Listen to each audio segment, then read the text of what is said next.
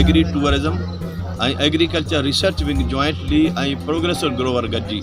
इन खे ऑर्गेनाइज़ कयो आहे त जीअं सिंध जे आबादगारनि खे केले जे आबादगारनि खे असां वधि में वधि फैसिलेट करे सघूं ऐं उन्हनि जा प्रॉब्लम सॉल्व करे सघूं ऐं उन्हनि जा जेके बि इशूज़ आहिनि या मार्केटिंग जा इशू आहिनि या एक्सपोर्ट जा इशू आहिनि या हुनखे मैनेजमेंट जा मसइला आहिनि या उन जो प्रोपगेशन जा मसइला आहिनि या उन जा सीड जा मसइला आहिनि जॾहिं हिन क़िस्म जूं स्टॉल्स लॻंदा एग्ज़िबिशन थींदियूं ऐं इन क़िस्म जा प्रोज थींदा त आउं सम्झां थो त काफ़ी हद ताईं आबादगार काश्तकार हिन मां वधीक फ़ाइदो आहे। असांजी इहा तजवीज़ आहे त जेके माण्हू अमली तौर ते कमु कनि था ज़मीननि ते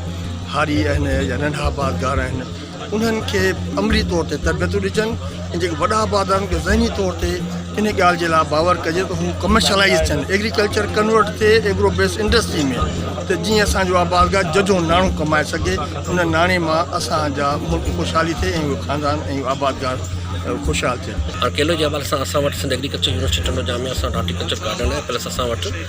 हॉर्टिकल्चर डिपार्टमेंट आहे उन में जेको सो विलियम ऐं G9 बसराए ऐं ॿियूं जेके वैराइटियूं हिते आंदियूं वयूं आहिनि उन खां पोइ वरी इशूज़ जे हवाले सां असां food science and technology department आहे उन में असां वैल्यू एडिशन ऐं वैल्यू एडेड जेके प्रोडक्ट आहे केले जी त उन कमु कंदा आहियूं जंहिंमें director institute of food science and technology वारा केले जो पाउडर आहे केले जो जेको सो जूस आहे केले जो जेको सो चिप्स आहिनि ऐं केले जी जेका असां टॉफ़ी वग़ैरह उहे डेवलप कयूं अथनि। दुनिया जहां में केलो जेको आहे बोर्ड जे तौर ते बि इस्तेमालु थिए थो कचो कोलो रशियन स्टेट्स में उन जो बोर्ड पचाए वेंदो आहे असांखे उनजी कामयाबी तंहिंखां पोइ बनाना जो जेको आहे जूस बि ठहे थो पल्प बि ठहे थो हाणे त बनाना जा चिप्स अची विया आहिनि दुनिया जहां में